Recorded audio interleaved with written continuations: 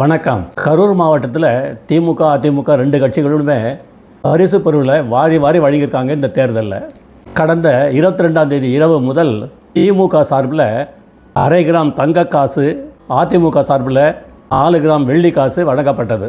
வாக்காளர்கள் எல்லோருமே அதை வாங்கி ஜாக்கிரதையாக வீட்டில் பீரோவில் பூட்டி வச்சுருந்தாங்க. இந்த நேரத்தில் ஒரு வதந்தி வந்தது. என்னன்னா, திமுகவினர் கொடுத்தது 9 கேரட் கொண்ட 200 மில்லி தங்க காசு 2000 ரூபா கூட விலை போகாது அப்படின்னு வந்தாங்க. உடனே வாக்காளர்கள் என்ன பண்ணாங்கன்னா, ஓட்டு போட்டாங்க. அது வேறு விஷயம். நகை கடையில் போயிட்டு சோதிச்சுருக்காங்க. உரசி பார்த்த உடனே திமுக கொடுத்தது 9 கேரட் கொண்ட 200 மில்லி தங்க காசு என தெரிய வந்தது. 2000 ரூபா கூட போகாது அப்படின்னு சொன்னாங்களாம்.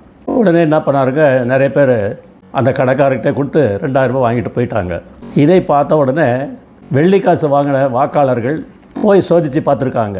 அது 700 முதல் 1000 ரூபாய் வரை தான் போகும் அப்படின்னு சொன்னாங்களாம். உடனே எல்லாருமே திருப்பி கொடுத்து காசை வாங்கிட்டு போயிட்டாங்க. ஜெய்ஹிந்த்.